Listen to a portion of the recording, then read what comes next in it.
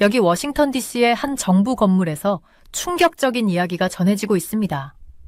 20년 넘게 국가안보 분야에서 일해온 전문가가 한국에서 발생한 믿기 힘든 상황에 대해 증언하고 나섰는데요.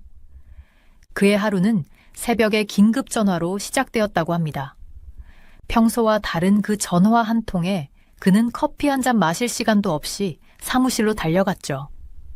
그런데 그의 책상 위에 놓여있던 서류 한 장이 미국 정부 전체를 발칵 뒤집어 놓았다고 하는데요. 대체 그 서류에는 어떤 내용이 적혀 있었을까요? 그리고 왜 미국 정부는 이토록 발칵 뒤집혔을까요? 특히나 그가 발견한 충격적인 증거물들은 한미 동맹의 근간을 흔들 수 있는 폭탄급 내용을 담고 있었다고 하는데요. 더욱 놀라운 것은 이 모든 것이 우리가 생각했던 것보다 훨씬 더 큰 규모의 작전이었다는 점입니다. 과연 무슨 일이 있었길래 미국의 최고위 관료들까지 뛰어들어야 했을까요? 오늘의 사연 시작합니다. 저는 그날 아침이 어떻게 시작됐는지 아직도 정확히 기억하고 있어요. 해가 뜨기도 전에 제 머리맡 테이블에 있던 핸드폰이 진동하기 시작했거든요. 20년 넘게 국가안보 분야에서 일해오다 보니 이른 아침 전화는 보통 나쁜 소식을 의미하더라고요. 그리고 그날도 예외는 아니었어요. 쏜 박사님, 지금 바로 사무실로 와주셔야 할 것 같아요. 워싱턴 전략연구소의 제 보좌관인 사라가 그렇게 말했어요. 그녀의 목소리에는 제가 너무나 잘 아는 그 긴박한 기운이 담겨 있었어요. 뭔가 큰일이 터진 거였죠. 평소처럼 아침 커피를 챙길 겨를도 없었어요.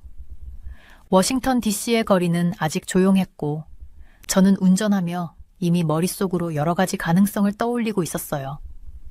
싱크탱크에서 수석연구원으로 일하면서 평소에는 위기가 닥치기 전에 문제를 분석하는 데 시간을 많이 쓰는데 오늘 같은 날은 위기가 먼저 저희를 찾아왔더라고요. 사무실 건물에 도착해서 보안 카드를 대고 들어갈 때 경비원은 제게 눈길도 주지 않았어요. 저희 사무실은 듀퐁 서클 근처에 평범하게 생긴 건물 상위 3층을 쓰고 있어요. 길을 지나가는 사람들은 아마 그 건물이 그냥 또 다른 정부 건물이라고 생각하겠죠. 사실 저희도 그렇게 보이길 원하고요. 제 사무실에 도착했을 때 책상 위에는 두꺼운 서류철이 놓여 있었어요. 긴급과 기밀이라는 붉은 도장이 찍혀 있었고요. 서류를 열어보니 제 심장을 철렁하게 만든 내용이 들어 있었어요. 평택 근처에 있는 한 훈련 시설에서 발견된 99명의 중국 요원들에 대한 상세한 보고서였어요. 그게 특히 더 걱정스러웠던 이유는 평택이 바로 캠프 험프리스가 위치한 곳이라는 점이었죠. 캠프 험프리스는 미국 본토를 제외하고 가장 큰 미군 기지가 있는 곳이에요. 저는 오랫동안 여러 국가들이 어떻게 서로를 감시하는지 연구해왔어요. 과거에 국가안보회의에서 일하기도 했고 지금은 정부가 동아시아에서 일어나는 일들을 이해하도록 돕고 있죠. 그런데 이건 달랐어요. 한두 명의 스파이를 발견하는 건 흔한 일이지만 한 장소에서 99명을 발견하다니요. 그건 마치 스파이 군단을 발견한 것 같은 기분이었어요. 저는 책상 위에 사진과 보고서를 펼쳐놓고 사건의 타임라인을 정리하기 시작했어요. 그 시설은 한국어를 가르치는 어학원으로 위장되어 있었어요. 하지만 그곳의 학생들은 실제로는 학생이 아니었어요. 정보 수집과 사람을 조종하는데 능숙한 훈련된 정보 요원들이었어요. 한국 당국은 그 시설에서 정교한 감시 장비, 위조 여권, 그리고 암호화된 파일로 가득 찬 컴퓨터들을 발견했다고 했어요. 제가 가장 걱정했던 건 위치였어요. 캠프 험프리스는 단순한 군사기지가 아니에요. 주한미군의 본부이고 한국 내 모든 미군 작전을 지휘하는 중심지예요. 그런 중요한 기지 바로 근처에 중국 요원들이 있었다는 건 마치 누군가가 펜타곤 바로 옆에 감시 초소를 세운 것 같았어요. 저는 정보를 하나하나 연결하며 메모를 시작했어요. 그 시설은 최소 2년 동안 운영되고 있었고 서울, 부산, 심지어 제주도까지 있는 여러 사업체들과 연결되어 있었어요. 이건 단순히 군사기지를 감시하는 문제가 아니었어요. 그들은 한국 전역에 걸쳐 네트워크를 구축하고 있었던 거죠. 그때 제 컴퓨터에 새로운 위성 이미지가 들어왔어요.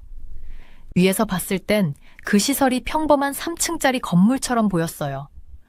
주차장도 작게 있고 정원도 있었어요. 그런데 더 자세히 보니 뭔가 이상한 점들이 눈에 띄었어요. 모든 각도를 감시할 수 있는 보안 카메라, 지붕에 설치된 특수 안테나, 그리고 강화된 지하 저장 공간으로 보이는 시설까지요. 점심시간이 될 때쯤 제 사무실 벽은 지도와 차트들로 가득 찼어요. 책상에는 세 대의 전화기가 놓여 있었고 각 전화기는 쉬지 않고 울리고 있었어요. 하나는 일반 통화용, 하나는 정부 기밀 통화용, 그리고 나머지 하나는 긴급 연락용이었어요. 다들 이 발견이 어떤 의미를 갖는지 알고 싶어 했어요. 저는 정보 업무를 하며 배운 게 있어요. 겉으로 드러난 건 보통 빙산의 일각에 불과하다는 거예요.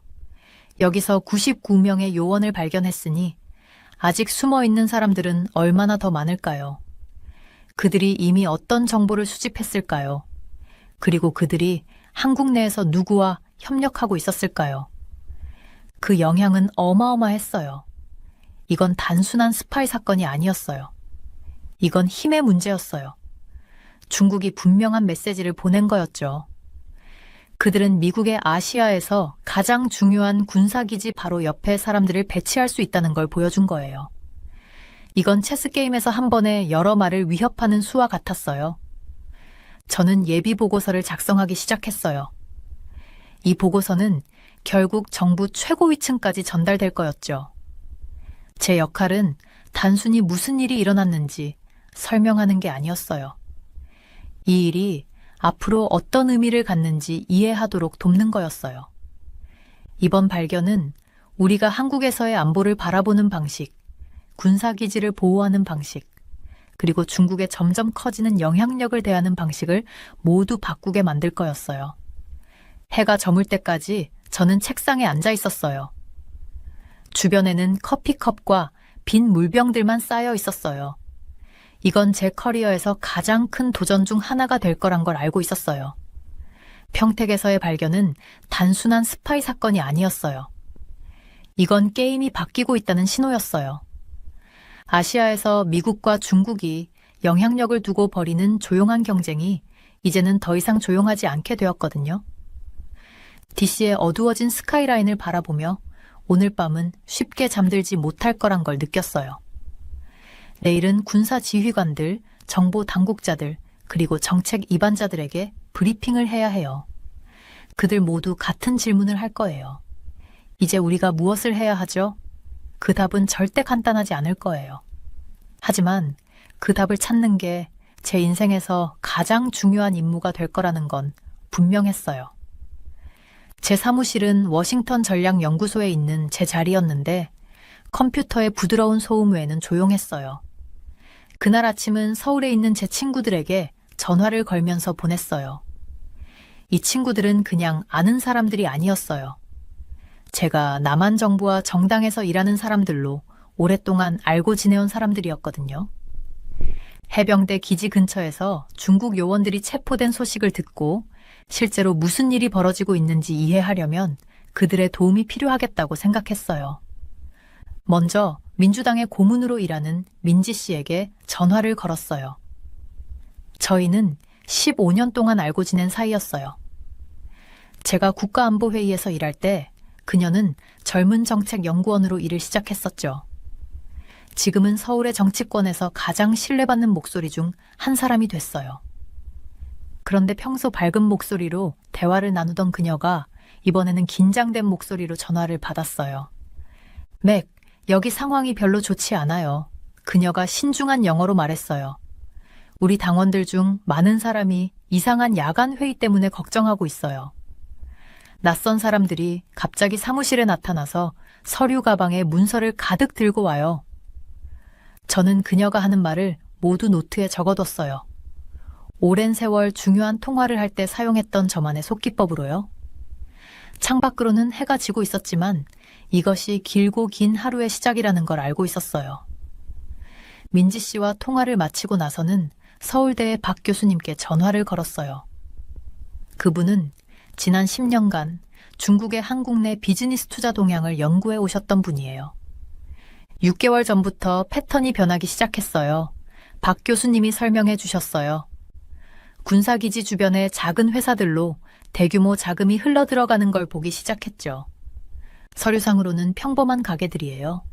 식당, 세탁소, 작은 소매점 같은 것들 말이죠. 그런데 자세히 들여다보면 그 가게들의 소유권이 홍콩이나 마카오의 페이퍼 컴퍼니로 연결돼요. 이 이야기를 들으며 배가 서늘해졌어요. 저는 다른 나라에서 중국이 영향력을 구축하려고 했던 비슷한 패턴을 본 적이 있었거든요. 처음에는 평범해 보이는 가게들을 사들이면서 시작해요. 사람들이 크게 주목하지 않을 만한 비즈니스들이요. 그런데 이런 가게들이 정보 수집이나 심지어는 요원들의 은신처로 활용되곤 했어요. 그 후 몇 시간 동안 저는 사무실 벽에 자세한 지도를 만들었어요. 빨간 실로 가게, 정치인, 군사기지를 연결했어요. 각각의 연결점은 돈 거래, 회의, 혹은 제 연락망에서 들은 수상한 활동을 나타냈어요. 밤 12시쯤 되니 벽은 거미줄처럼 보였고 모든 연결점은 중국의 몇몇 핵심 지점으로 이어지고 있었어요. 다음 날 아침, 저는 펜타곤에서 열린 긴급 회의에 참석하기 위해 운전해 갔어요.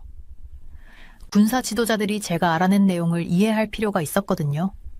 그분들과는 이전에도 여러 번 같이 일해봤기 때문에 제 분석을 신뢰했어요. 큰 회의실에서 저는 평택 기지 근처 가게들의 사진을 보여줬어요. 이건 단순한 가게들이 아니에요.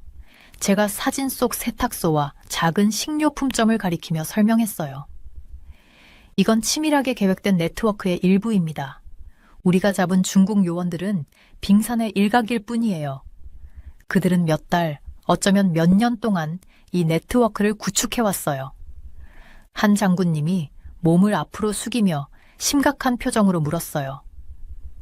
맥, 이게 얼마나 깊이 들어가 있는 거죠?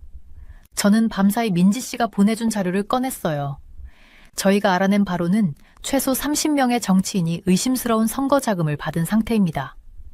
그 돈은 소규모 비즈니스와 자선단체를 통해 치밀하게 숨겨졌어요.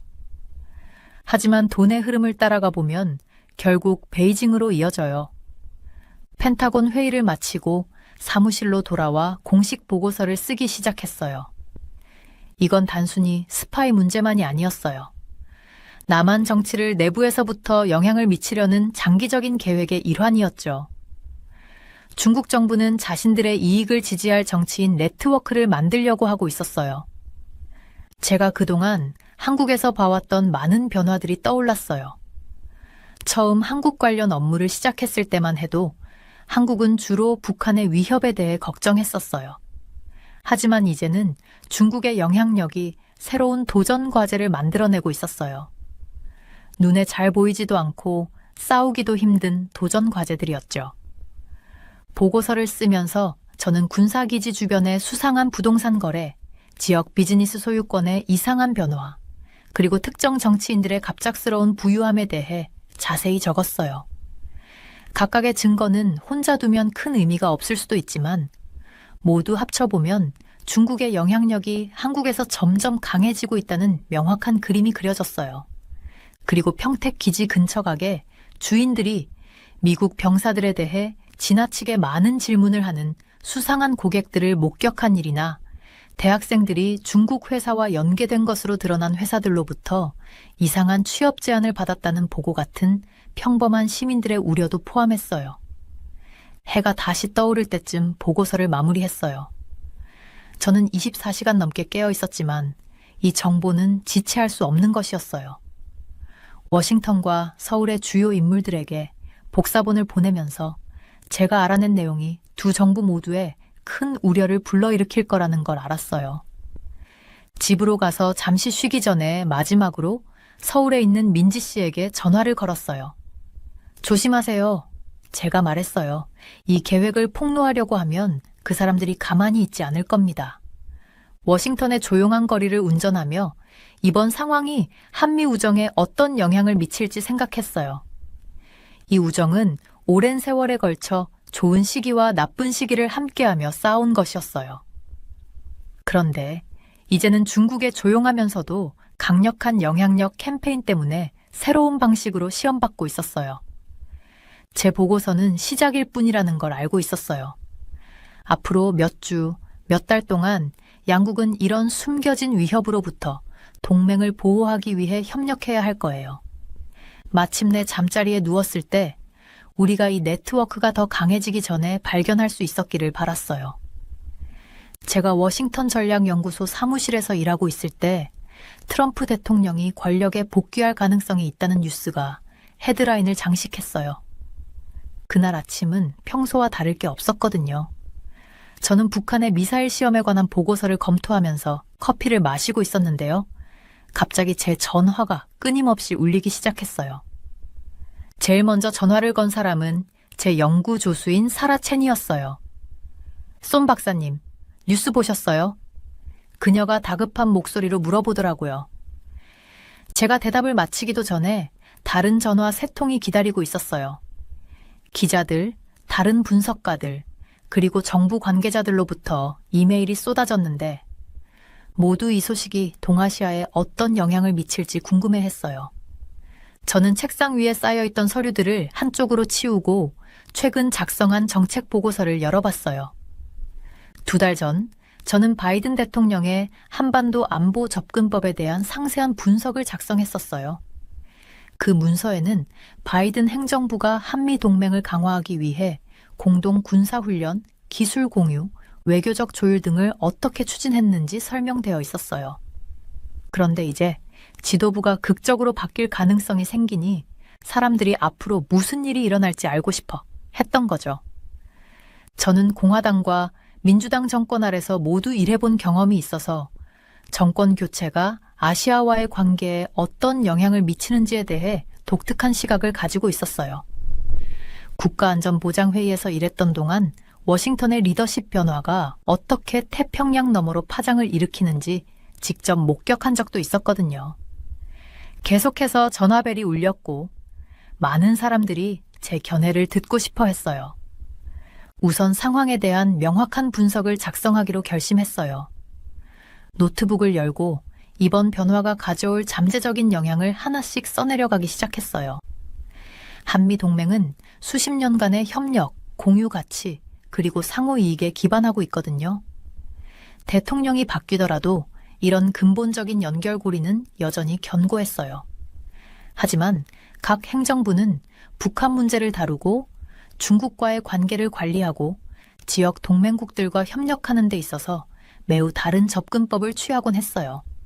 화면에 있는 데이터를 보면서 최근 몇 년간 있었던 주요 정책 변화를 검토해봤어요.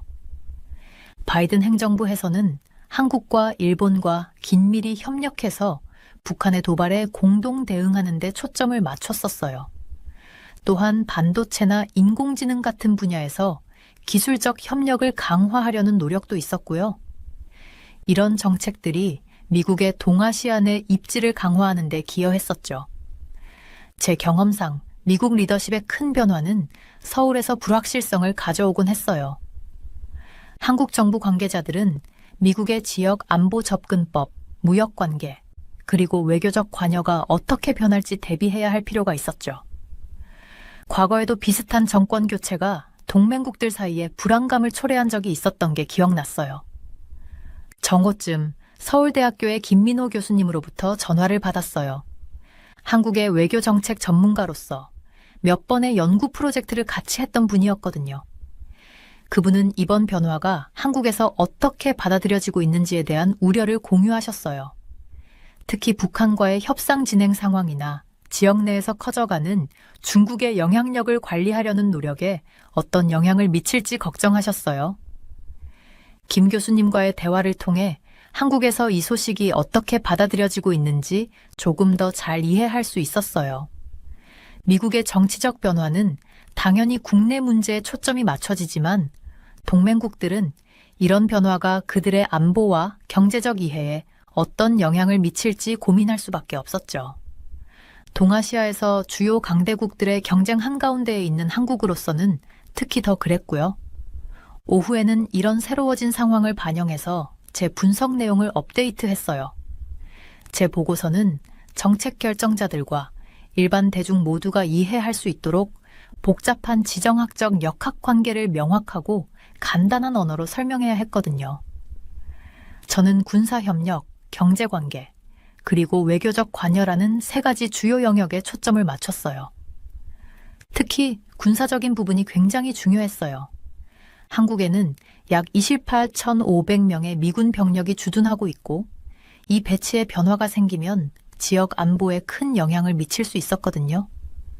북한 문제를 다루는 방식의 변화가 공동 군사훈련이나 방위계획, 안보협력에 어떻게 영향을 줄지 상세히 설명했어요.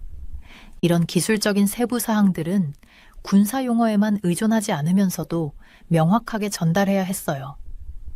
미국과 한국 간의 경제관계도 그만큼 복잡했어요. 두 나라는 특히 첨단 산업에서 서로의 경제에 많은 투자를 하고 있었거든요. 주요 정책 변화가 무역협정, 기술 공유, 그리고 비즈니스 관계에 어떤 영향을 줄지 신중하게 정리했어요. 국제무역에 대한 서로 다른 접근법이 이런 중요한 경제적 유대에 어떤 영향을 줄지에 대해서도요. 시간이 갈수록 여러 언론사들에서 인터뷰 요청 전화가 계속 걸려왔어요. 그들은 복잡한 이슈를 일반 청중이 이해할 수 있도록 쉽게 설명해 줄 수 있는 사람이 필요했죠. 저는 기본적인 사실들에 초점을 맞추려고 했어요. 한미 동맹은 강력하지만 리더십의 변화는 우리가 협력하는 방식에도 변화를 가져올 수 있다는 점을 강조했어요. 저녁이 될 무렵 상황에 대한 초기 분석을 완료했어요. 보고서에는 정치적 전황이 동안 안정적인 관계를 유지하는 것이 왜 중요한지 강조했어요. 또 과거의 정권 교체가 한미 관계에 어떤 영향을 미쳤는지에 대한 역사적 사례와 거기서 우리가 배울 수 있는 교훈도 포함했어요. 워싱턴의 석양을 바라보며 이런 정치적 변화가 서울에서는 어떻게 보일지 생각해 봤어요. 한국은 지역 안보와 경제적 번영에 기여하면서 신뢰할 수 있는 동맹국이 되기 위해 많은 노력을 기울였거든요. 그들은 백악관에 누가 앉아있든 간에 미국이 이 동맹에 대한 약속을 계속 지켜줄 거라는 믿음을 필요로 했죠. 퇴근하기 전 작성한 분석 자료를 워싱턴과 서울의 주요 연락처 몇 곳에 보냈어요. 이 문서는 무엇이 바뀔 수 있고 무엇이 그대로일지를 균형 있게 평가한 내용을 담고 있었어요.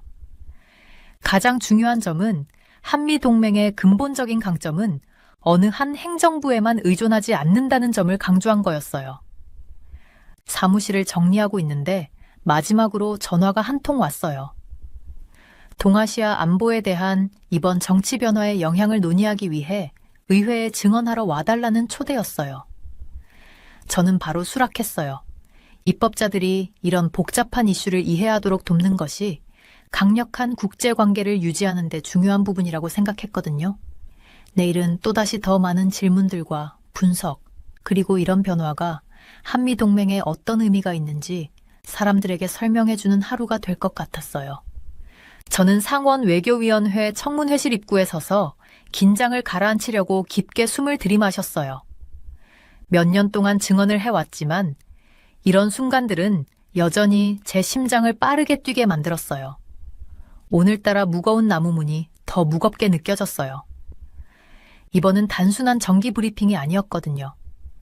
이제부터 한국의 헌법 개정안이 동아시아 안보 지형 전체를 어떻게 재편할 수 있을지 설명해야 했으니까요. 상원 건물의 대리석 복도는 평소보다 한산했어요. 아마도 많은 상원 의원들이 평택 기지 근처에서 발견된 중국 요원 사건의 여파로 바쁜 시간을 보내고 있었기 때문일 거예요. 증언대 자리로 걸어가면서 위원회 위원들의 진지한 표정을 볼 수 있었어요. 모두가 이번 청문회가 다른 것들과는 다르다는 걸 알고 있는 듯 했어요. 어두운 나무 테이블 위에 제 자료들을 조심스럽게 정리했어요. 동아시아 민주주의 국가들의 헌법 개정에 관한 제 연구는 몇 달 동안 준비한 거였어요. 1950년대 일본의 사례나 1990년대 대만의 헌법 개정을 밤새워 공부한 적도 많았죠. 하지만 한국의 상황은 독특했어요. 집권 여당인 국민의힘은 단순한 조정이 아니라 정부 운영 방식을 근본적으로 바꾸려 하고 있었으니까요. 위원회 의장이 청문회를 개회하면서 의사봉 소리가 방 안에 울려 퍼졌어요. 제가 증언을 시작할 때 최대한 간단하게 설명하려고 노력했어요. 현재의 한국 헌법은 1987년에 군사정권에서 민주주의로 전환하는 과정에서 제정된 거라고 말했어요. 이 헌법은 대통령이 너무 강력한 권력을 갖지 못하도록 설계되었고, 그래서 대통령은 단 한 번에 5년 임기만 수행할 수 있도록 되어 있다고 설명했어요. 하지만 국민의힘은 이걸 바꾸려 하고 있었어요. 미국처럼 대통령이 4년 임기를 2번 수행할 수 있도록 개정하려는 거였죠. 언뜻 보면 작은 변화처럼 보일 수 있지만 제가 설명한 대로 이 변화는 한미 동맹에 큰 영향을 미칠 가능성이 있었어요.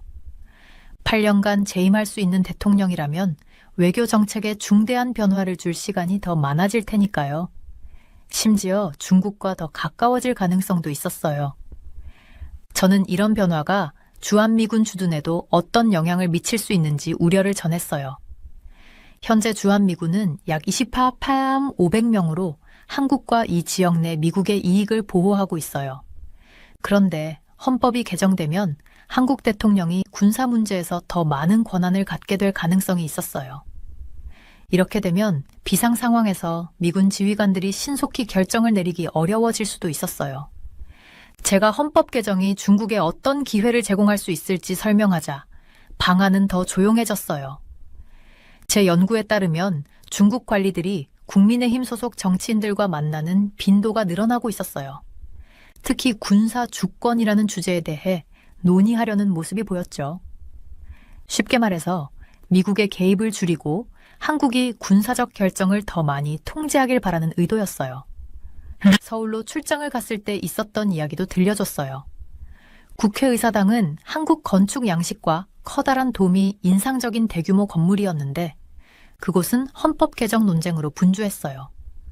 집권당과 야당 소속 의원들을 만났는데 그들은 많은 점에서 의견이 달랐지만 이 변화가 한미 관계에 영향을 미칠 거라는 점은 공감하고 있었어요. 특히 기억에 남는 건 서울 종로구의 작은 정책연구소를 방문했을 때였어요. 그곳 소장은 독재에서 민주주의로 전환되는 과정을 직접 경험한 연세 지긋한 교수님이었는데 헌법 개정안이 한국 민주주의의 30년간 유지되어 온 견제와 균형을 약화시킬 수 있다고 우려했어요. 한국 언론이 헌법 개정 논의를 어떻게 다루고 있는지에 대해서도 설명했어요. 주요 신문들은 의견이 나뉘어 있었죠. 어떤 신문들은 개정을 지지했고 다른 신문들은 그 위험성을 경고하고 있었어요. 그런데 제 시선을 끈 건 중국 관영 매체들이었어요. 중국 매체들은 이 개정안에 유난히 관심을 보이며 한국 대통령에게 더 많은 권한을 부여하는 방향을 지지하는 듯한 기사를 자주 내보내고 있었어요. 또 이런 변화가 한국 국민들에게 어떻게 영향을 미칠지에 대해서도 이야기했어요. 현재의 5년 단임제는 대통령이 너무 강한 권력을 갖는 걸 막기 위해 만들어졌는데 이는 한국이 과거 군사 독재자들로 인해 겪었던 고통 때문이었죠. 그런데 대통령 임기가 길어지면 장기 프로젝트를 완수하기에는 좋을 수 있지만 동시에 권력이 한 사람에게 너무 집중될 위험도 있었어요.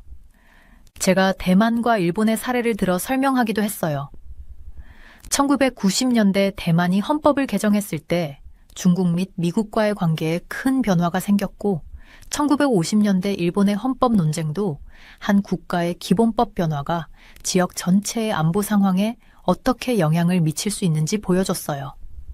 상원 의원들이 한국에서 사업을 운영하는 미국 기업들에게 미칠 영향에 대해 질문하자 대통령 임기가 길어지면 외국 투자자들에게 안정성을 제공할 수도 있지만 반대로 대통령이 경제정책을 바꿔 미국의 이익에 해를 끼칠 가능성도 있다고 답했어요. 한국의 몇몇 기업가들은 이번 개정안이 정부에 너무 많은 경제적 권한을 줄 것을 우려했어요. 증언이 거의 끝날 무렵 저는 이런 과정 동안 미국이 한국과 긴밀히 협력하는 것이 얼마나 중요한지 강조했어요. 우리가 그들에게 헌법을 어떻게 바꿔야 한다고 말할 수는 없지만 우리의 경험과 우려를 공유하면서 오랜 동맹국의 민주적 과정을 지지해야 한다고 말했어요. 제가 말을 마치고 나니 위원회 위원들이 꼼꼼히 메모를 적고 있는 모습이 보였어요. 한국의 헌법 개정이 단순히 두 나라만의 문제가 아니라 동아시아의 권력 균형 전체에 영향을 미칠 거라는 걸 그들도 이해한 것 같았어요. 중국은 이런 변화를 면밀히 주시하며 이를 통해 한반도에서 영향력을 키우려 하고 있었어요. 청문회는 다른 전문가들의 증언으로 몇 시간 더 이어졌어요. 저는 그들의 증언을 들으며 제 노트에 새로운 내용을 추가했어요. 나중에 상원 건물 밖으로 나와 밝은 워싱턴 오후를 마주했을 때 이번 한국의 헌법 개정 논의가 동아시아 전반에 더 큰 변화의 시작일지도 모른다는 생각이 들었어요. 이 중요한 순간을 우리가 어떻게 다루느냐에 따라 이 지역의 미래가 달라질 거였죠. 아침 내내 5번째로 핸드폰이 진동했어요. 저는 허트 상권 의원 사무실 건물의 대리석 복도를 급히 지나가고 있었는데 또다시 인수팀에서 온 메시지였어요. 이번에는 한국에서 벌어지고 있는 복잡한 상황을 이해하는데 제 도움이 필요하다고 했고 그것도 아주 빨리 필요하다고 했어요. 이전에 대통령들의 취임 준비를 도왔던 경험이 있어서 새 행정부가 국제 문제를 파악하려고 애쓰는 첫 몇 주가 얼마나 벅찬지 너무 잘 알고 있었어요. 캡틀돔이 보이는 창가 근처 조용한 곳에서 서둘러 메시지를 읽었어요. 인수팀에서 지금 당장 임시 사무실로 와달라고 요청했더라고요. 특히 한국 정치 변화가 미국 군사기지에 어떤 영향을 미칠지 걱정하고 있었어요. 저는 서류를 챙기고 재킷을 단정히 정리한 뒤 차가운 1월 아침 공기를 맞으며 밖으로 나왔어요. 인수팀 사무실은 백악관에서 몇 블록 떨어진 평범한 정부 건물에 있었어요.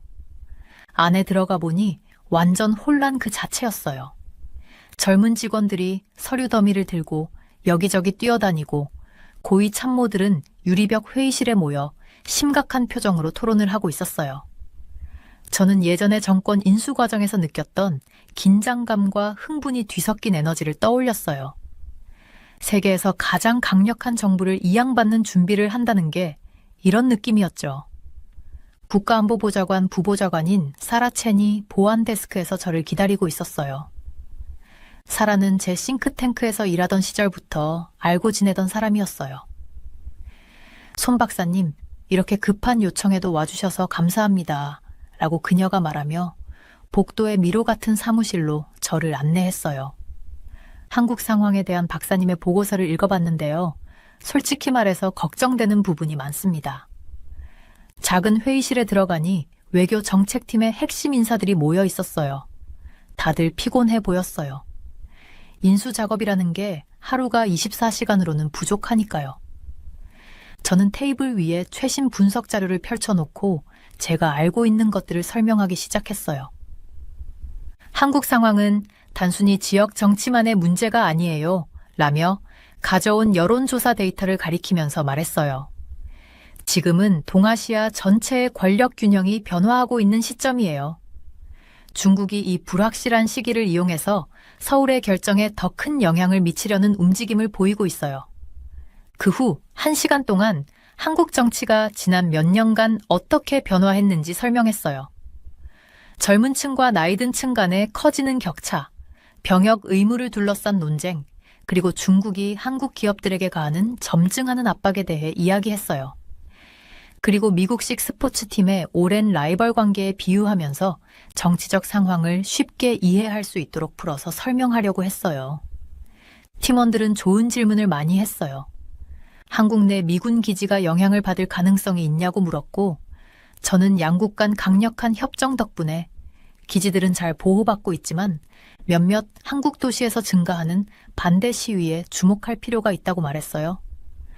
또 북한에 대해서도 질문했는데 불확실한 시기에 문제를 일으킬 가능성이 있냐고 했죠. 저는 최근 북한 군사기지의 위성사진에서 포착된 이례적인 움직임에 대해 분석한 내용을 공유했어요. 제가 가장 걱정했던 부분은 팀원들이 한국 사회의 변화된 중국에 대한 태도에 대해 준비가 부족하다는 점이었어요. 이 사람들 대부분은 유럽이나 중동에 대해 깊이 있는 지식을 가진 뛰어난 전문가들이었지만 한국 사회가 어떻게 작동하는지에 대해서는 잘 몰랐어요. 예를 들어 한국과 중국 사이의 복잡한 비즈니스 관계망이나 젊은 세대가 미국과의 관계를 부모 세대와 다르게 보는 방식에 대해 잘 이해하지 못하고 있었어요. 노트북을 꺼내 최근 한국 언론 보도를 보여줬어요. 이 기사들을 보세요. 미국 행동을 어떻게 보도하고 있는지요? 라고 말했어요. 뉘앙스가 달라졌어요. 더는 자동적으로 우리 편을 들지 않는 분위기입니다. 우리가 한국 동맹국과의 소통 방식을 조정해야 해요. 잠깐 휴식 시간을 이용해 한국 대사관에 있는 제 연락처에게 전화를 했어요. 제 예상대로 그쪽 정부도 이번 정권 교체 시기를 매우 신중히 주시하고 있었어요. 새 미국 행정부가 자신들의 미묘한 위치를 잘 이해하지 못할까봐 걱정하고 있다는 말을 들었어요. 회의실로 돌아가니 팀원들이 제 권고안을 놓고 깊이 토론 중이었어요. 특히 문화교류 프로그램을 확대하고 한국의 커져가는 글로벌 영향력을 더 존중해야 한다는 제 제안에 관심을 보였어요. 더는 그들을 하위 파트너로 대하면 안 돼요. 라고 제가 설명했어요. 한국은 이제 기술, 대중문화, 경제적 강대국이에요. 우리 접근 방식이 이런 현실을 반영해야 합니다. 오후가 되자 제가 전달하려던 메시지가 잘 전달되고 있다는 느낌이 들었어요. 팀원들은 제가 한국 정치 문화에서 개인적 관계가 얼마나 중요한지, 그리고 동맹 관계에 대해 분명한 존중과 헌신의 신호를 보내야 한다는 점을 설명할 때 꼼꼼히 메모하고 있었어요. 한국 관리들과 협력했던 제 경험에서 나온 이야기들을 공유하며 문화적 인식이 협상에 얼마나 큰 차이를 만들 수 있는지도 강조했어요. 회의가 끝나갈 무렵 사라가 제게 새 대통령을 위한 브리핑 자료를 준비해달라고 요청했어요. 회의 사이사이에 빨리 읽을 수 있도록 간단하고 명료하게 한국 상황을 설명하는 자료가 필요하다고 했죠. 저는 동의했어요. 새 행정부가 이 부분을 제대로 이해하는 게 얼마나 중요한지 알았거든요. 앞으로 몇 달이 한미 관계의 미래를 위해 결정적인 시기가 될 테니까요. 그날 저녁 사무실로 돌아가면서 워싱턴 기념탑 뒤로 해가 지는 모습을 봤어요. 제가 커리어를 쌓아오며 한국에서 봐왔던 모든 변화들을 떠올렸어요. 전쟁에서 회복 중이던 개발도상국에서 기술과 문화의 글로벌 강국으로 성장한 모습, 미국의 리더십을 따르던 신뢰할 만한 동맹에서 변화하는 세계 속에서 자신만의 길을 찾으려는 독립적인 강국으로 거듭난 모습이요. 이제 워싱턴의 과제는 이런 변화를 이해하고 뒤처지기 전에 적응하는 것이었어요. 그날 밤 저는 바쁜 정치인들이 빨리 이해할 수 있도록 복잡한 내용을 간단한 언어로 정리하려고 노력했어요. 한국 민주주의가 어떻게 작동하는지, 기업들이 어떻게 운영되는지, 젊은 세대가 미래를 어떻게 바라보는지에 대해 설명했어요. 우리는 더는 그들의 우정을 당연하게 여길 수 없고 다른 강대국들과 마찬가지로 그들의 신뢰를 얻기 위해 노력해야 한다는 점을 강조했어요. 다음 날 아침 브리핑 자료를 보내고 또 다른 회의 준비를 시작했어요. 핸드폰은 이미 인수팀에서 온 새로운 메시지들로 계속 울리고 있었어요. 더 많은 질문, 더 많은 우려, 더 많은 설명 요청이 있었죠. 저는 짐을 챙기고 커다란 커피 한 잔을 산 뒤 다시 그들의 사무실로 향했어요. 새 행정부가 미국의 가장 오래된 아시아 동맹국을 이해하도록 돕는 작업은 이제 막 시작된 참이었어요. 저는 며칠 동안 제대로 잠을 자지 못했어요. 워싱턴 전략연구소의 제 사무실은 거의 제 두 번째 집이 된 상태였고 여기저기 서류가 흩어져 있었어요. 책상 위엔 빈 커피잔들이 작은 군대처럼 늘어서 있었죠. 한국 상황은 너무 빠르게 변하고 있었고 워싱턴의 모든 사람들이 답을 원하고 있었어요. 그날 아침 국무부의 사라 첸한테 긴급 전화를 받았어요. 닥터 손, 30분 안에 여기로 와주셔야 해요. 그녀의 목소리에는 긴장이 가득했는데 이건 단순한 브리핑이 아니라는 게 느껴졌어요. 저는 노트북을 챙기고 중요한 서류 몇 개를 가방에 넣은 뒤 추운 워싱턴 아침을 뚫고 서둘러 나갔어요. 택시를 타고 가는 동안 휴대폰으로 최신 연구 결과를 다시 훑어봤어요. 평택기지 근처에서 발견된 중국 요원들은 단독으로 움직인 게 아니었어요. 그들은 한국 정부 내부 사람들로부터 도움을 받고 있었죠. 조사를 통해 서울의 몇몇 관리들과 베이징 정보기관 간의 복잡한 연결고리가 드러났어요. 국무부 건물에 도착했을 때 평소와 다르게 분주한 분위기가 느껴졌어요. 경비원들은 저를 서둘러 검문소를 통과시켰고 7층으로 안내했어요. 거기에는 윌리엄스 차관과 고위 관리들로 가득 찬 회의실이 기다리고 있었어요. 벽에 걸린 대형 화면에는 중국 북한 국경 근처의 군사 움직임을 담은 위성사진이 보였어요. 맥, 지금 상황이 어떤 건지 설명해줘요. 윌리엄스가 제게 발표를 요청하며 손짓했어요. 저는 노트를 꺼내 들었지만 사실 노트가 거의 필요 없었어요. 지난 몇 주간 이 문제에 매달려 있었으니까요. 저는 중국이 한국의 정치적 불안정을 이용해 영향력을 확장하고 있다는 점을 설명했어요. 국민의힘이 추진 중인 헌법 개정은 단순한 국내 정치 문제가 아니었어요. 그것들은 베이징이 이용할 수 있는 틈을 만들어내고 있었죠. 제 연구에 따르면 아시아 다른 국가들에서도 비슷한 패턴이 나타난 적이 있었지만 이번에는 그 규모와 위험성이 훨씬 컸어요. 제 발표는 거의 2시간 동안 이어졌어요. 저는 중국이 한국의 주요 기업들에 경제적 압박을 가한 증거, 국경 근처의 새로운 군사기지 상세 지도, 그리고 한국 언론 보도에서 나타나는 비정상적인 패턴을 보여줬어요. 그 패턴들은 중국의 영향력 작전에 연관된 것으로 보였죠. 방안은 점점 조용해졌고 전체 그림이 점차 드러나면서 분위기는 무거워졌어요. 브리핑이 끝난 뒤 저는 브루킹스 연구소로 바로 향했어요. 한국 문제 전문가들과의 긴급 회의가 있었거든요. 싱크탱크 세계도 빠르게 돌아가고 있었어요.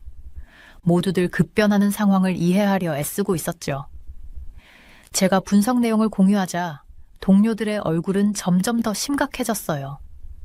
이건 단순한 지역 갈등 문제가 아니었어요. 우리는 동아시아 권력 구조의 근본적인 변화 과정을 목격하고 있었어요. 그날 저녁 사무실로 돌아왔을 때 서울에 있는 제일 신뢰하는 정보원인 김 교수로부터 암호화된 메시지를 받았어요. 그가 보낸 건 한국 국회의 내부 문서였는데 제 최악의 우려를 확인시켜주는 내용이었어요. 헌법 개정안이 단순히 정치적 변화를 일으키는 게 아니었어요. 그것들은 한미 군사 협력을 약화시키는 방향으로 설계된 것이었어요. 저는 몇 시간을 더 연구 보고서를 업데이트하는 데 보냈어요. 증거는 명확했어요. 중국은 정치적 압력, 경제적 영향력, 은밀한 작전들을 결합해 한국을 천천히 미국과의 동맹에서 멀어지게 하려 하고 있었어요. 이건 이제 평택 기지 문제에 그치는 게 아니었어요. 동아시아 전체의 안보 구조를 재편하려는 시도였죠.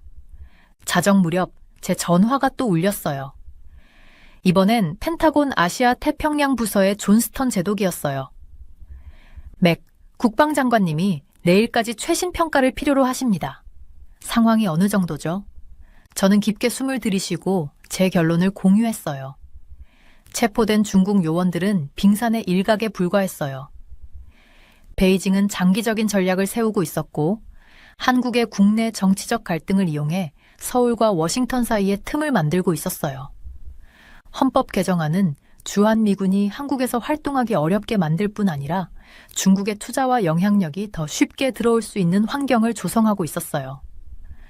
다음 날 아침, 저는 서울주재 대사관 팀과의 보안 화상회의에 참석했어요.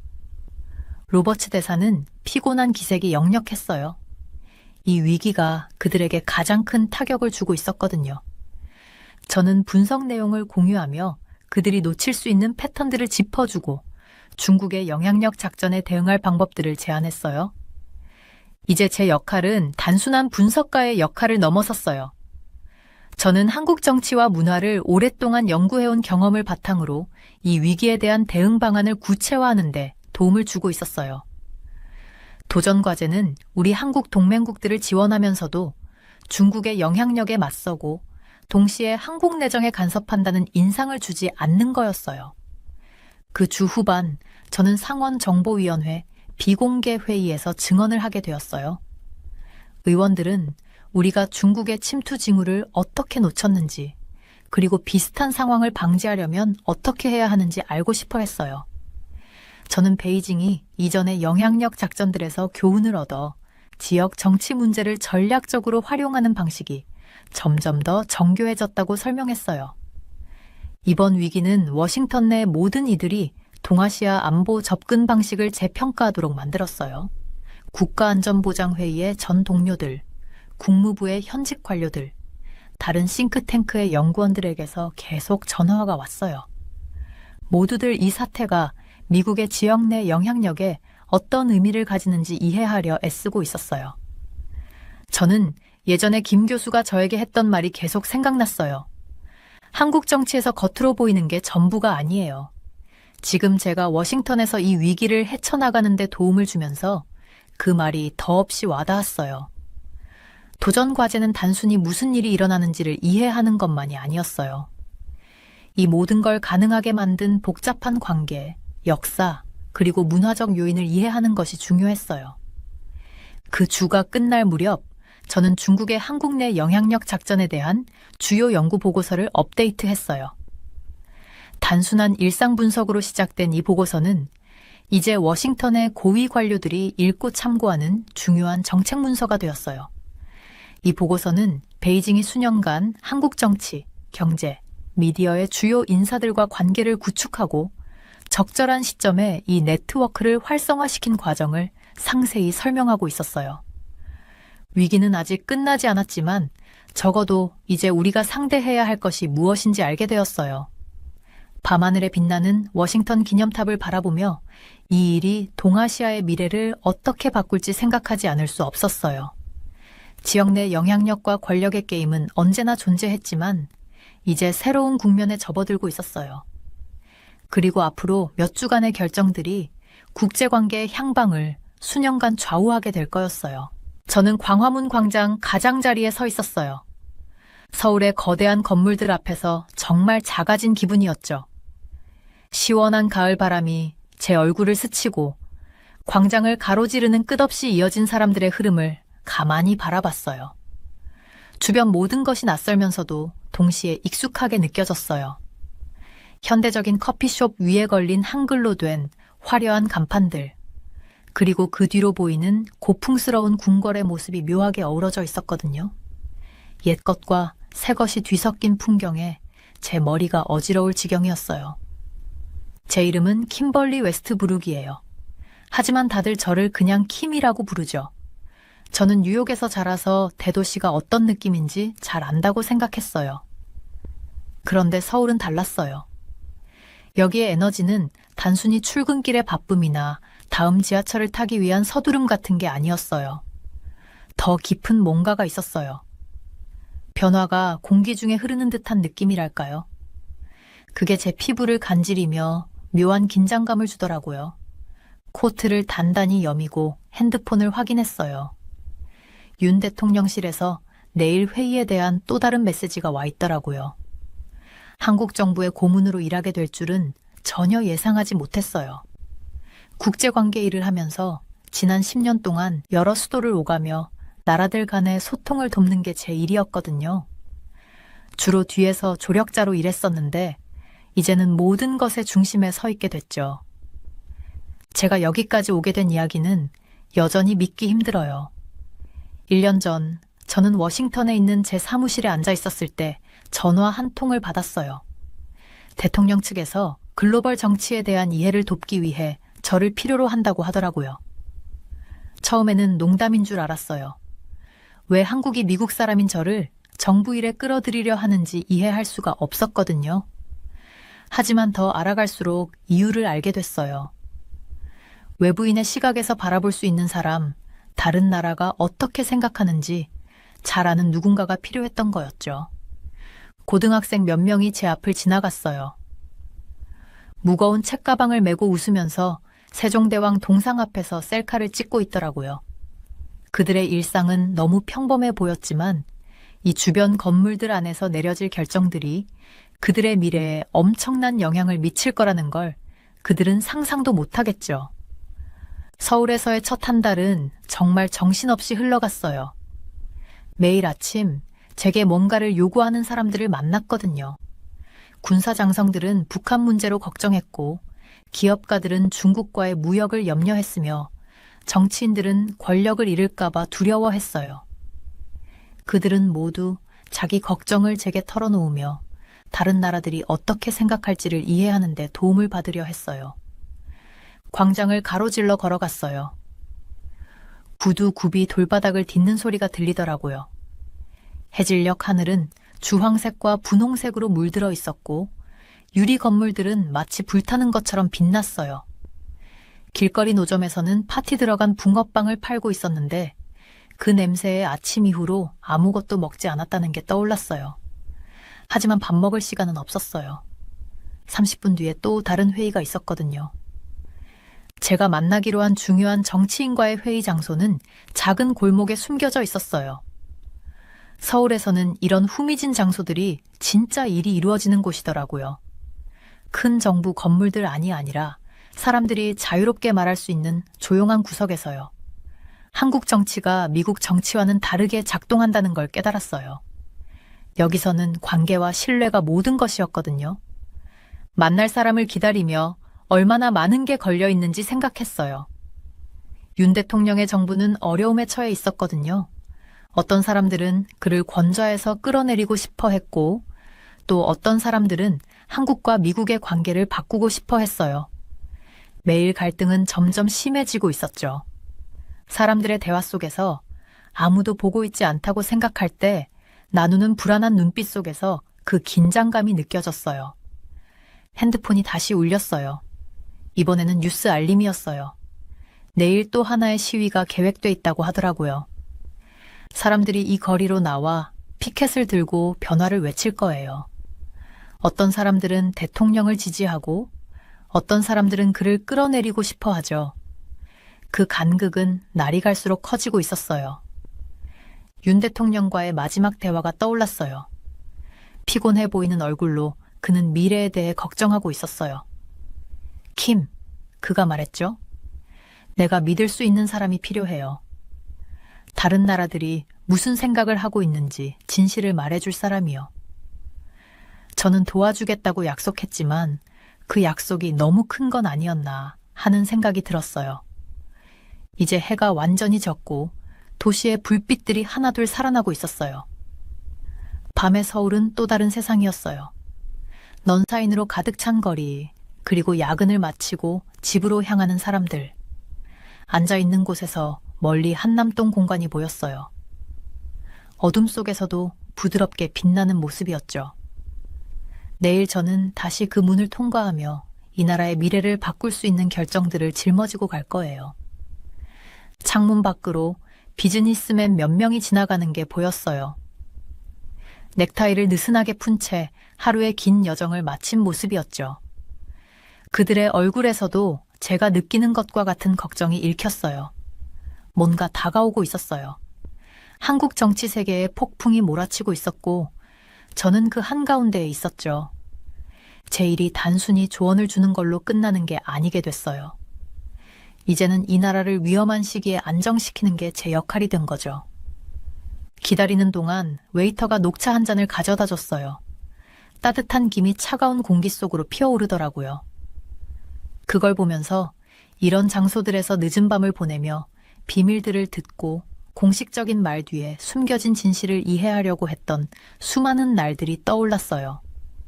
뉴욕, 런던, 베이징에서도 이런 일을 했었지만 여기 서울에서는 그 무게가 더 크게 느껴졌어요. 이제는 단순히 정치만의 문제가 아니었어요. 강대국들 사이에 낀 한 나라의 미래가 달린 일이었으니까요. 만나기로 한 사람이 늦었지만 서울에서는 그런 일이 흔한 편이었어요. 여기서는 시간이 다르게 흘러가더라고요. 회의는 몇 시간씩 이어질 수도 있었고 관계를 쌓는 게 시간을 엄수하는 것보다 중요했어요. 저는 남는 시간을 이용해 생각을 정리하고 곧 있을 질문들에 대비했어요. 가방 안에는 국경 근처의 군사 이동에 대한 보고서, 경제 전망 자료, 그리고 다른 나라 외교관들로부터 온 비밀 메시지들이 들어 있었어요. 각각의 문서들이 이야기의 한 조각을 담고 있었지만 그것들을 모두 엮어내는 게 제 진짜 일이었어요. 창문 밖을 지나가는 사람들을 보며 기다렸어요. 각자 저마다의 이야기가 있고 이 나라의 미래에 대한 희망을 품고 있었겠죠. 제 결정들이 그들 모두에게 영향을 미칠 텐데 그들은 제 이름조차 모를 거예요. 그게 제가 짊어진 무게였고 밤잠을 설치게 만드는 책임감이었어요. 창문에 비친 제 모습을 봤어요. 한국이라는 세계 속에 서 있는 한 명의 미국인, 다른 사고방식과 다른 미래에 대한 꿈 사이에서 다리를 놓으려는 모습이었죠. 문이 열리며 차가운 바람이 들어왔고 제가 기다리던 사람이 드디어 도착했어요. 이제 일을 시작할 시간이었어요. 또 한 번의 신중한 대화와 숨겨진 의미들을 풀어가야 할 밤이 시작된 거죠. 언제 무너질지 모를 세상을 유지하기 위해 평화를 지키는 일이었어요. 회의실은 어두웠고 불편했어요. 두꺼운 담배 연기로 가득 찬 공기 속에서 다른 고문들의 얼굴을 겨우 볼 수 있었어요. 담배 냄새가 너무 강해서 코가 찡했지만 불편한 표정을 보이지 않으려고 노력했어요. 모두들 스트레스를 받고 있었고 몇 시간 전에 가득했던 잿더리가 그걸 증명하고 있었어요. 제 눈은 어느 정도 적응이 되어 이 장군님의 심각한 얼굴을 겨우 알아볼 수 있었어요. 그는 위기 상황에 대한 군의 입장을 말하면서 우리에게 이야기를 마쳤어요. 제 아래 가죽 의자가 삐걱거리는 소리를 냈어요. 제 몸무게를 조금 옮기면서 의자에서 나오는 소리에 신경이 쓰였죠. 방은 평소보다 더 좁게 느껴졌어요. 아마도 공기 중에 퍼져 있는 긴장감 때문인 것 같아요. 대통령님께서 신뢰하시는 고문 12명이 긴 테이블 주위에 앉아 있었고 그들의 얼굴에는 걱정과 피로가 가득했어요. 며칠째 제대로 잠을 못 자는 게 보였어요. 눈 밑에 다크서클과 커피잔을 움켜잡고 있는 손이 약간 떨리는 걸 보면 말이죠. 이 장군님이 앉을 때 그의 군공로 훈장이 천장에서 내려오는 희미한 불빛에 반사되는 게 보였어요. 그는 병력을 이동시키고 국경을 보호하는 것에 대해 말했지만 저의 마음속에서는 군인들이 이 문제를 해결할 수 없다는 걸 알고 있었어요. 이건 정치에 관한 일이었어요. 제가 평생 배워온 권력 게임, 그런 복잡한 춤처럼 하나의 실수가 모든 걸 망칠 수 있는 게임이었죠. 방 안의 침묵은 무겁게 느껴졌어요. 모두가 누군가가 먼저 말을 꺼내기를 기다리고 있었어요. 에어컨의 부드러운 소리와 건물 밖에서 들려오는 시위자들의 목소리가 어렴풋이 들렸어요. 그들의 분노한 목소리는 상황이 얼마나 심각한지 다시 한번 상기시켜줬어요. 저는 이게 윤 대통령님의 실패만의 문제는 아니라고 생각해요. 제가 목소리를 고르고 진정시키면서 말했어요. 모두가 저를 향해 돌아보는 게 느껴졌어요. 그들의 눈빛에서 호기심과 의심이 섞여 있었죠. 몇몇은 아직도 미국 여자가 이런 중요한 자리에 있다는 것에 익숙하지 않은 것 같았어요. 이건 세상에서 일어나고 있는 더 큰 변화에 관한 문제예요. 북한은 점점 더 대담하게 문제를 일으키고 있고 중국은 더 강해지려고 하고 있어요. 러시아는 우리가 몇 년 후에나 알게 될 계획들을 세우고 있고요. 이 문제는 여러분이 생각하는 것보다 훨씬 더 커요. 제 말은 연기가 자욱한 공기 속에서 떠다니는 듯 했어요. 다른 고문들이 서로를 보며 어떤 이들은 천천히 고개를 끄덕였고 어떤 이들은 찡그린 얼굴을 하고 있었어요. 박 선생님, 나이 드신 고문 중 한 분은 펜으로 수첩을 두드렸어요. 그 작은 소리가 고요한 방 안에 울렸어요. 서울 시내 불빛이 창문을 통해 보였어요. 그 밖에 수백만 명의 사람들이 이 회의실에서 국가의 미래가 결정되고 있다는 사실을 모르고 평범하게 하루를 보내고 있을 거란 생각이 들었어요. 그 무게가 어깨에 무겁게 느껴졌죠. 우리는 지금 일어나고 있는 일을 다른 사람들이 결정하게 놔둘 수 없어요. 만약 윤 대통령님이 자리를 잃게 된다면 한미 관계는 큰 타격을 입을 거예요. 그들이 그를 내쫓는 데 성공한다면 서방 국가들과의 협력을 원하지 않는 사람들의 세력이 더 강해질 거예요. 그러면 우리는 중국과 북한의 요구를 들어줘야 할 거예요. 우리는 빨리 움직이고 똑똑한 결정을 내려야 해요. 한재민 씨가 손을 들었어요. 그는 제가 서울에 온 이후로 친해진 친구였어요. 평소에는 항상 깔끔했던 넥타이가 삐뚤어져 있었고, 많은 밤을 대통령 사무실에서 늦게까지 일한 탓에 얼굴에 피곤함이 가득했어요. 그런데 킴벌리, 그는 목소리가 굵어져서 말했어요. 지금은 탄핵을 막을 수 없어요. 이건 굴러가는 바위를 막는 것 같아요. 너무 빨리, 너무 크게 움직이고 있어요. 저는 그를 한동안 바라보며 그가 말한 것에 대해 생각했어요. 벽시계에서 틱, 톡 소리가 크게 들리면서 침묵이 길어졌어요. 그는 한 가지는 맞았어요. 대통령을 쫓아내려는 움직임이 너무 강해졌어요. 하지만 저도 불가능해 보이는 상황을 여러 번 겪어봤어요. 그래서 저를 이 자리에 부른 거였죠. 방 안의 온도가 조금씩 올라가며 사람들의 목소리가 섞여 들었어요. 조 장관님은 야당과 협상을 시도해야 한다고 주장했고, 김 국장님은 대중의 지지를 얻는 데 집중하자고 말했어요. 그들의 목소리가 서로 얽히면서 모두가 걱정하고 분열되어 있다는 게 느껴졌어요. 저는 천천히 일어나서 두 손을 테이블에 평평하게 올렸어요. 그 순간 방 안이 조용해졌어요. 저를 들어보세요. 제가 말하면서 모든 사람의 눈을 맞추었어요. 우리는 탄핵 절차를 막을 수 없을지도 모르지만 그 절차가 어떻게 진행될지는 통제할 수 있어요. 이 위기 이후에 무엇이 올지를 생각해야 해요. 지금 벌어지고 있는 일은 세계 강대국들 간의 더 큰 싸움의 시작에 불과해요. 우리는 한국이 다른 나라들의 게임에서 단지 하나의 말이 되는 걸 막아야 해요. 방안을 둘러보니 일부 사람들은 점차 이해하는 표정을 짓고 있었어요. 이건 이제 한 대통령이나 한 정치 세력에 관한 문제가 아니었어요. 이건 그들의 나라의 미래에 관한 문제였어요. 밖에서 시위자들의 목소리가 점점 더 커졌고, 그 소리는 우리가 시간을 잃고 있다는 걸 상기시켜줬어요. 저는 창문으로 걸어가 밖을 내려다보았어요. 거리에서 사람들의 손에 들린 현수막과 배너들이 가로등 불빛 아래에서 물결처럼 움직였어요. 어떤 이들은 대통령을 지지했고 어떤 이들은 그를 내쫓기를 원했어요. 하지만 그들 중 누구도 진짜 위험을 알지 못했어요. 만약 우리가 이 위기를 잘 처리하지 않으면 나라가 다른 나라들의 손에 넘어갈 수도 있다는 걸. 커피 냄새와 담배 연기가 섞인 공기 속에서 누군가 다시 커피를 따르기 시작했어요. 우리는 이 밤을 모두 함께 보낼 거예요. 우리의 다음 계획을 세우면서 말이죠. 저는 방으로 돌아와 다시 제 아이디어를 설명할 준비를 했어요. 한국의 운명이 전적으로 제 손에 달린 건 아니었지만 앞으로 며칠간 저의 결정이 그 미래를 결정짓는 데 중요한 역할을 할 거라는 걸 알았어요. 제 전화화가 주머니에서 진동했어요.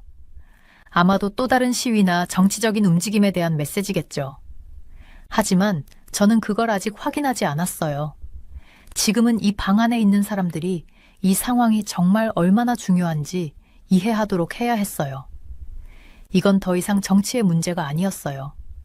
이건 더 큰 나라들이 항상 다른 나라들을 지배하려는 세상에서 한 나라의 독립을 지키는 문제였어요.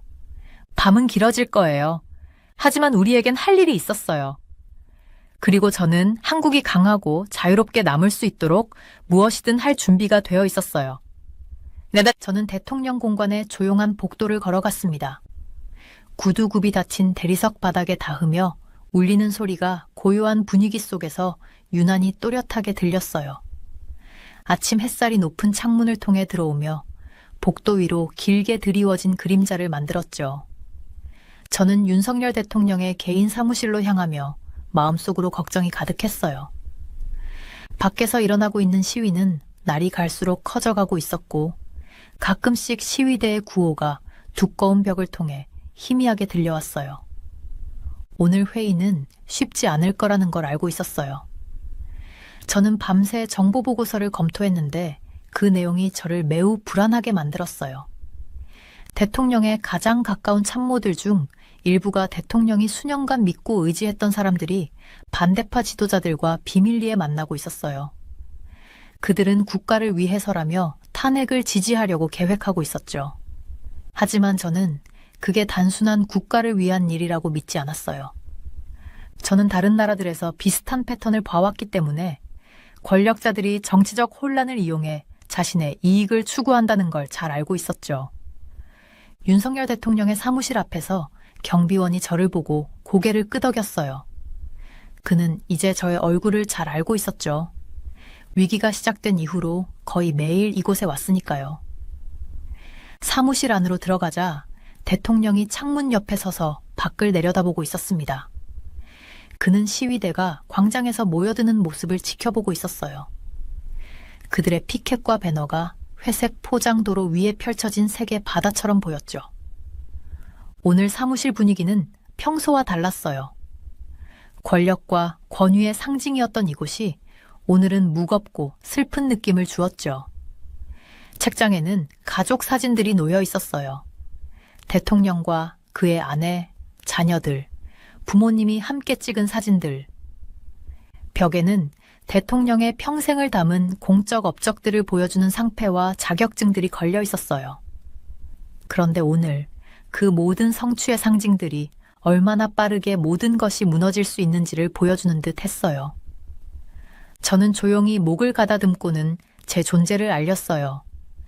윤석열 대통령은 저를 향해 돌아섰고 그의 얼굴에서 피로가 고스란히 느껴졌어요. 눈 밑에는 깊은 다크서클이 드리워져 있었고 평소처럼 깔끔하던 정장이 조금 구겨져 있더군요. 그는 잘 자지 못했겠죠. 우리 모두 마찬가지였어요. 대통령은 제게 책상 앞에 있는 가죽 의자에 앉으라고 손짓을 했어요.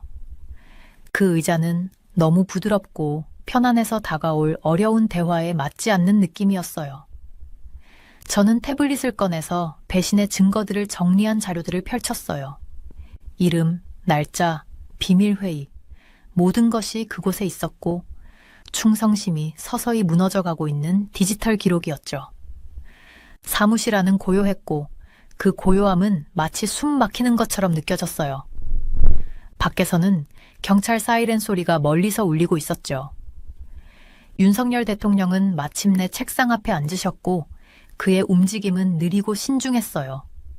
저는 그가 자신의 미래뿐만 아니라 나라의 미래까지 짊어지고 있다는 것을 알 수 있었어요. 저는 제가 발견한 것들을 차근차근 설명하기 시작했어요. 제 목소리는 떨지 않도록 노력했지만 속으로는 가슴이 빠르게 뛰고 있었어요. 저는 박 장관이 강남의 작은 음식점에서 반대파 지도자들과 비밀리에 만났다는 사실을 말했어요. 또 대통령을 공개적으로 방어하던 이 의원이 이제는 탄핵을 지지하는 연설문을 작성하고 있다는 사실도요. 대통령의 비서실장이 중국 외교관들과 나눈 심야 전화 통화에 대해서도 이야기했어요. 각각의 폭로가 있을 때마다 저는 대통령의 얼굴이 점점 더 굳어가는 것을 볼 수 있었어요. 이건 단순히 정치적 동지들이 등을 돌린 게 아니었어요. 이들은 친구들이었어요. 가족들과 함께 생일을 축하했던 사람들, 수많은 선거에서 함께 해온 사람들이었죠. 그 배신은 너무나 개인적이었고 수십 년간 쌓아온 신뢰와 공동의 역사를 깊이 파고들었어요. 저는 우리 보안팀이 찍은 사진들을 보여줬어요. 익명의 건물에 들어가는 낯익은 얼굴들, 어두운 주차장에서 나누는 손악수, 조용한 커피숍에서 주고받는 문서들. 그 사진들은 모두 같은 이야기를 전하고 있었죠. 대통령의 내부 사람들이 하나둘씩 균열을 일으키고 그 조각들이 그를 향해 모이고 있다는 거였어요. 가장 힘들었던 부분은 이런 배신들이 현재의 위기보다 훨씬 이전부터 시작되었음을 설명하는 일이었어요. 몇몇 참모들은 수개월 동안 자신들의 자리를 조심스럽게 준비하고 있었어요. 그들은 천천히 거리를 두었지만 여전히 충성의 가면을 쓰고 있었죠. 그들은 신중하고 인내심 있게 대통령의 등을 돌릴 완벽한 순간을 기다리고 있었어요. 윤석열 대통령은 그중 하나의 사진을 들었어요. 그 사진은 박 장관이 반대파 지도자와 함께 저녁을 나누며 웃고 있는 모습이었고 그들의 아내들은 옆에서 대화를 나누고 있었죠. 그 저녁은 겨우 3일 전에 일어난 일인데 박 장관은 그날 대통령에게 자신이 변함없이 지지할 것이라고 확신을 주었었어요.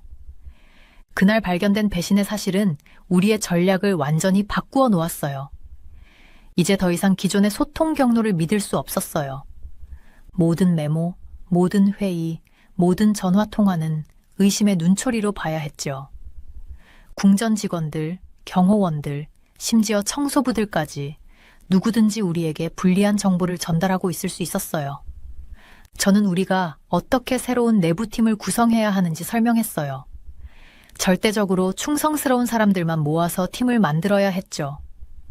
우리는 모든 상호작용과 결정을 철저히 기록하여 탄핵 절차가 시작될 때 그 기록이 대통령을 지킬 수 있도록 해야 했어요. 그것은 피곤하고 불안에 찬 일이었지만 생존을 위한 필수적인 일이었죠. 그 계획을 설명하면서 저는 대통령이 그 상황에 감정적인 무게에 힘겨워하는 모습을 볼 수 있었어요. 이것은 단순한 정치적 전략이 아니었어요. 그가 쌓아온 모든 관계와 우정에 의문을 제기하게 만든 일이었죠. 정치가 개인적인 문제로 변한 것이었어요. 그리고 그 문제는 그를 깊이 상처 입혔어요. 우리가 이야기를 나누는 동안 사무실의 햇빛은 조금씩 바뀌었고 그림자들은 점점 길어졌어요. 밖에서는 시위대의 숫자가 늘어나며 그들의 구호는 점점 더 조직적이고 리듬감 있게 들려왔어요. 그 소리는 우리에게 늘어나는 압박감을 상기시키는 듯했죠. 탄핵 투표까지 남은 시간이 점점 다가오고 있었어요. 저는 제 발표를 마친 후 대통령이 모든 것을 받아들이고 있는 동안 조용히 기다렸어요. 그는 일어섰고 창문으로 다시 걸어가면서 어깨는 똑바로 펴졌지만 그 짐이 얼마나 무겁고 깊은지 그 얼굴에서 알 수 있었어요. 유리창에 비친 그의 모습은 단순한 정치적 지도자가 아니었어요. 그건 자신이 믿었던 사람들, 친구들이 정치적 기회를 위해 충성보다 배신을 택한 현실을 마주하는 한 사람의 모습이었어요.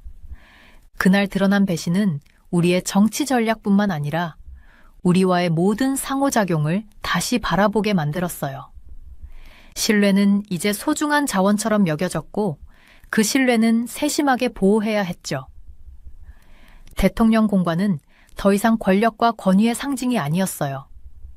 그곳은 의심과 신중한 계산의 미로가 되었어요. 제가 자료를 정리해서 떠날 준비를 하면서 우리는 이제 이 위기의 새로운 국면에 접어들었다는 걸 깨달았어요. 전선은 이제 단순히 정당이나 이념 간의 싸움이 아니었어요. 그것은 충성과 배신 사이에서 벌어지는 전쟁이었죠. 앞으로 다가올 몇 주는 우리의 정치적 역량뿐만 아니라 이런 개인적인 배신 앞에서 인간성을 지킬 수 있는지 시험하는 시간이 될 거였어요.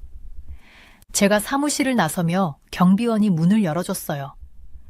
그 순간 저는 잠시 생각에 잠길 수밖에 없었어요. 그가 대통령에게 충성하는 사람인지 아니면 이 복잡한 배신의 게임에서 또 다른 한 조각에 불과한 사람인지를 알 수 없었거든요. 이 새로운 현실 속에서 우리는 모든 얼굴에서 친구일 수도 적일 수도 있다는 가능성을 품고 있었어요. 그리고 그 어떤 미소도 등 뒤로 꽂힌 칼을 숨기고 있을 수 있다는 사실을 잊지 말아야 했죠. 저는 정부 청사에 있는 임시 사무실에 앉아 제 컴퓨터 화면을 응시하며 암호화된 메시지가 깜빡이는 것을 보고 있었습니다.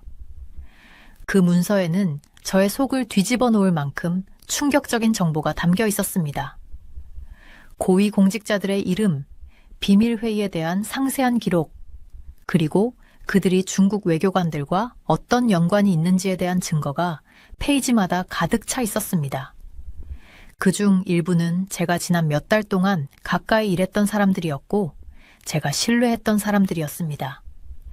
윤석열 대통령도 그들을 더 신뢰했을 것입니다.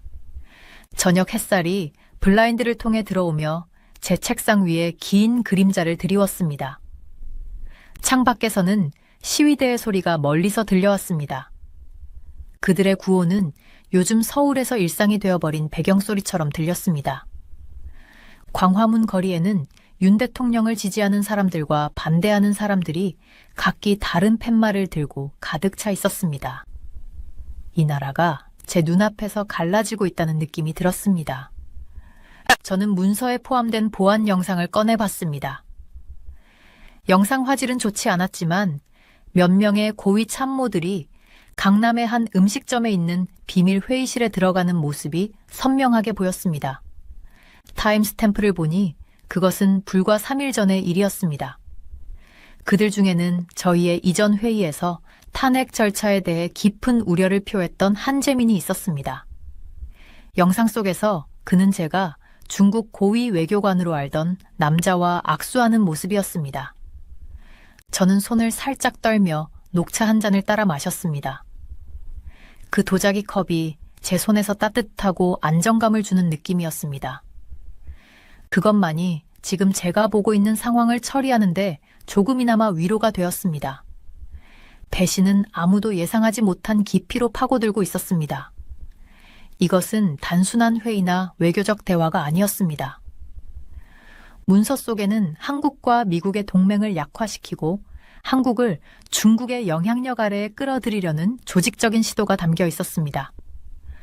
저는 노트북을 꺼내 들고 관련된 사람들의 명단을 작성하기 시작했습니다.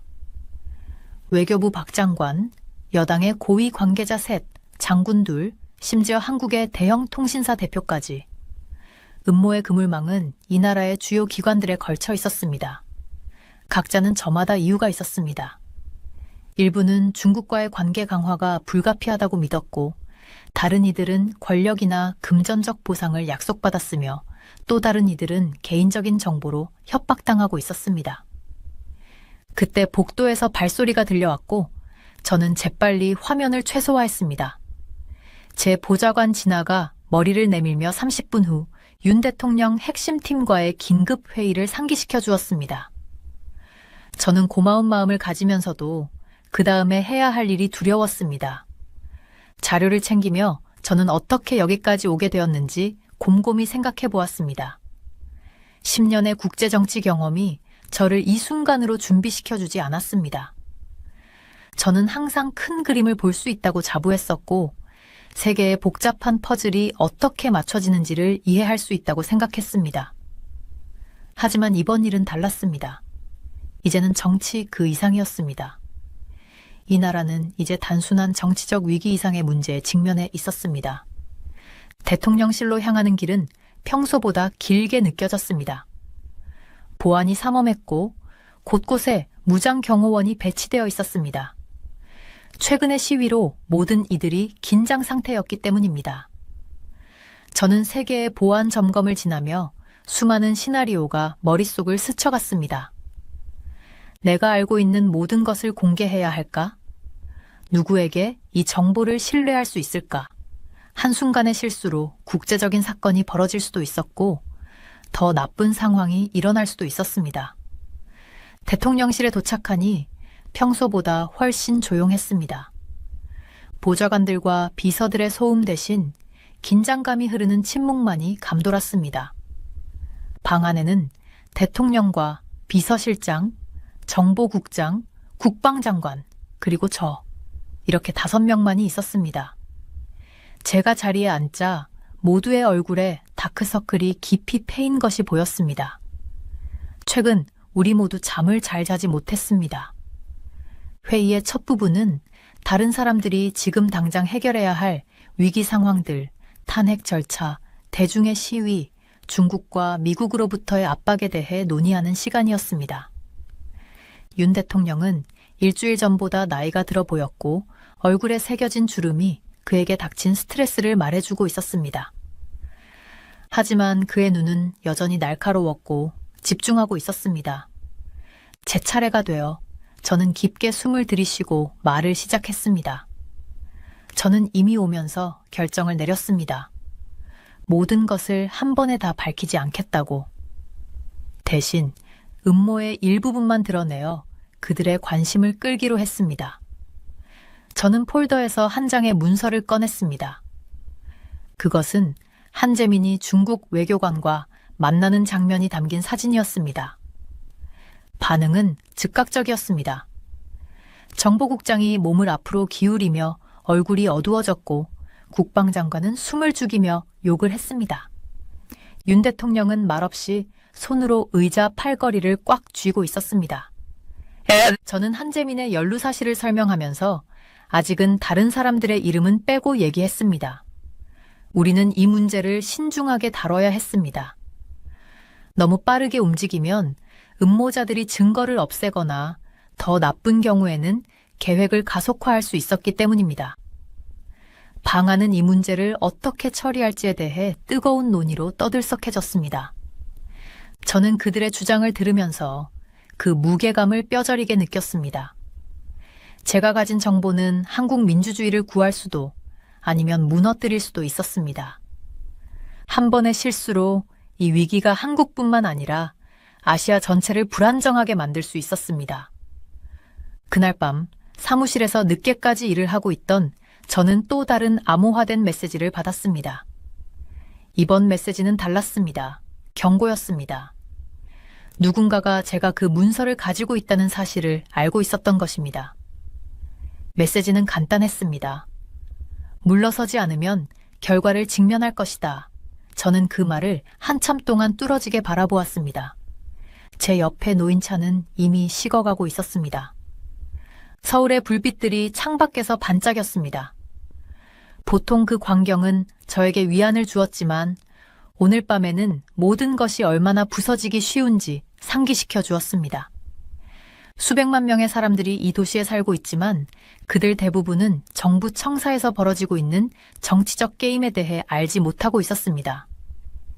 그들의 미래, 그들의 아이들의 미래는 우리가 며칠 안에 내릴 결정에 달려 있었습니다. 저는 휴대전화를 꺼내 진에게 메시지를 보냈습니다. 내일 아침 일정을 모두 비워달라고 요청했습니다. 저에게는 생각할 시간이 필요했기 때문입니다. 게임의 규칙이 바뀌었습니다. 이제는 단순히 정치적 위기를 관리하는 문제가 아니었습니다. 진실을 드러내기 위해 살아남는 것이 가장 중요한 일이었습니다. 사무실을 떠나며 저는 창문에 비친 제 모습을 보았습니다. 그곳에 있는 여성은 몇 달 전 서울에 왔을 때 자신과는 달라 보였습니다. 저는 그때 권력을 이해한다고 게임을 어떻게 잘 플레이할 수 있을지 안다고 생각했었습니다. 하지만 이제는 깨달았습니다. 권력을 이해하는 것만으로는 부족합니다. 그것을 제대로 사용하기 위해서는 모든 것을 걸 준비가 되어 있어야 했습니다. 내일은 새로운 도전과 위협, 기회들이 기다리고 있을 것입니다. 그러나 오늘 밤 이 조용한 사무실에서 저는 두려움을 느꼈습니다. 단지 저 자신을 위해서가 아니라 이제 제 고향이 되어버린 이 나라에 일어날 수 있는 일들에 대해서 말입니다. 권력의 춤은 이제 시작되었고 그것을 멈추는 쉬운 방법은 없었습니다.